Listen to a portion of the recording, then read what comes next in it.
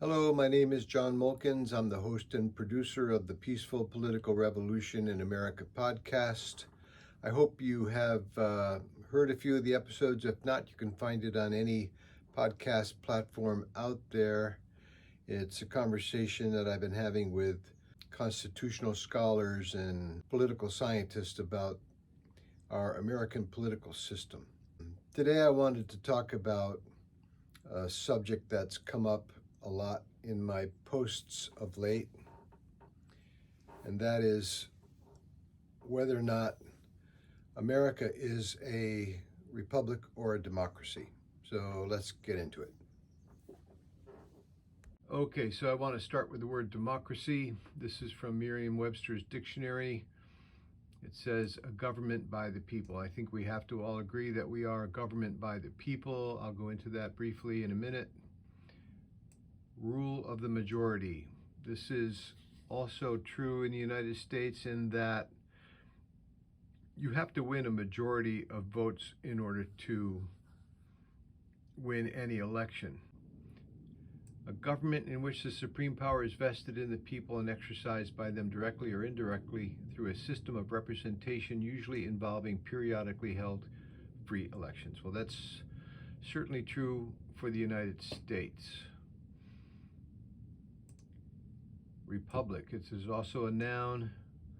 A government having a chief of state who is not a monarch and who in modern times is usually a president. I think we qualify as a republic given that definition. It also says here a government in which the supreme power resides in a body of citizens entitled to vote and is exercised by elected officers and representatives responsible to them and governing according to law. Well, that's true for the United States as well. So according to these definitions, we are both a democracy and a republic. But if you go to the jamesclyburn.gov website, you'll see the definition for the United States. Our form of government, according to them, is a federal democratic republic. So I wanted to go over the word federal. It's an adjective of or constituting a form of government in which power is distributed between a central authority and a number of constituent territorial units. This is true for the United States. We have a national government and we have 50 states, all of which have their own constitutions and their own individual laws as well. Perspectives on the Constitution, a republic if you can keep it. This is an article on the National Constitution Center's website about Franklin's comment, I give you a republic if you can keep it.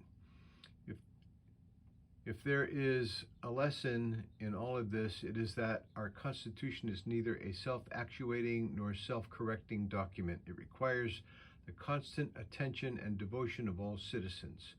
There is a story often told that upon exiting the Constitutional Convention, Benjamin Franklin was approached by a group of citizens asking what sort of government the delegates had created. His answer was, a republic, if you can keep it. The brevity of that response should not cause us to undervalue its essential meaning. Republics are not merely founded upon the consent of the people.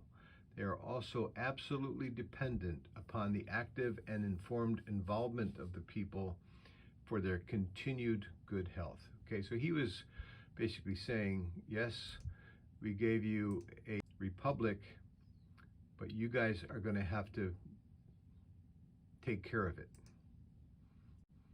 Thomas Paine, one of the founding fathers, very instrumental in terms of our War of Independence, right? Common Sense, one of his most famous books. It's a 47-page pamphlet written by Paine in 75-76, advocating independence from Great Britain to people in the 13 colonies. Writing in clear and persuasive prose, Paine collected various moral and political arguments to encourage common people in the colonies to fight for egalitarian government. Egalitarian or egalitarianism is a school of thought within political philosophy that builds on the concept of social equality, prioritizing it for all people. Egalitarian doctrines are generally characterized by the idea that all humans are equal. Okay, so we have Paine, his book Common Sense. The publicity generated by the initial success and compounded by the published disagreements propelled the pamphlet to incredible sales and circulation. Following Paine's own estimate of the pamphlet sales, some historians claim that Common Sense sold almost 100,000 copies in 1776, and according to Paine, 120,000 copies were sold in the first 3 months. One biographer estimates that 500,000 copies were sold in the first year, Britain, France, and America, and another writes that Paine's pamphlet went through 25 published editions in the first year alone. Declaration of Independence, July 4th, 1776. Jefferson lays the cornerstone for our form of government. We hold these truths to be self-evident, that all men are created equal and they are endowed by their Creator with certain unalienable rights, that among these are life, liberty, and the pursuit of happiness, that to secure these rights, governments are instituted among men, deriving their just powers from the consent of the governed, that whenever any form of government becomes destructive of these ends, it is the right of the people to alter or abolish it, and to institute new government, laying its foundations on such principles and organizing its powers in such forms as to them shall seem most likely to affect their safety and happiness. This is the cornerstone of our form of government right there. This is what made America so admired by the rest of the world, that a country would get together and figure out a way to govern themselves, right, without someone telling them how they were going to be governed. They were going to do it themselves. This is remarkable. First time in history. Constitution of the United States, the preamble. We, the people of the United States, in order to form a more perfect union, establish justice, ensure domestic tranquility, provide for the common defense, promote the general welfare, and secure the blessings of liberty to ourselves and our posterity, do ordain and establish this Constitution for the United States of America. Just want to note here, it says we the people, not we the various states. So government by the people. We have Federalist 1, Hamilton, to the people of New York State.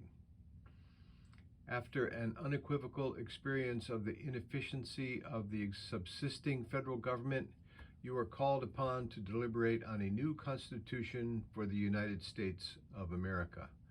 The subject speaks its own importance, comprehending in its consequences nothing less than the existence of the Union, the safety and welfare of the parts of which it is composed, the fate of an empire, in many respects the most interesting in the world. It has been frequently remarked that it seems to have been reserved to the people of this country, by their conduct and example, to decide the important question whether societies of men are really capable or not of establishing good government from reflection and choice, or whether they are forever destined to depend for their political constitutions on accident and force. Then we have Washington's farewell address, 1796. In it, he clearly states here, the basis of our political systems is the right of the people to make and to alter their constitutions of government. If you haven't read this, I certainly recommend that you do as soon as you can. It's a remarkable piece of writing. No doubt Hamilton and Madison both had something to do with it. Okay, so that's today's video on Are We a Democracy or a Republic? Let me know what you think. This is John Mulkins from the Peaceful Political Revolution in America podcast. I'll be in touch. Until then, stay safe out there.